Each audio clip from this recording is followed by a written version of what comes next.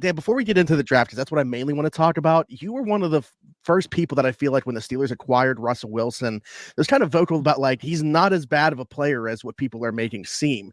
And I feel like a little bit of people on both sides of the fence here in Pittsburgh.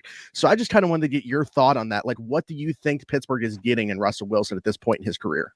Yeah, I still think he's a player that you could win games with at quarterback, as long as a lot of the other pieces are in good places. They don't have to be in perfect places, but good places.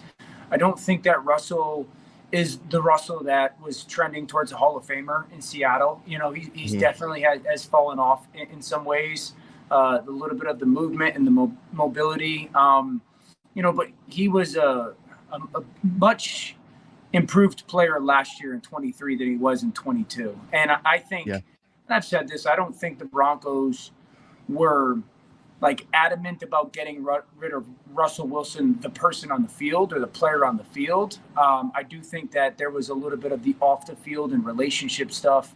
And certainly the contract value that was probably a bigger factor. So, with the style that Pittsburgh has wanted to play under Mike for a long time, Coach Tomlin, and for what Russell Wilson is now, like he is still a quarterback that you can win your fair share of games with.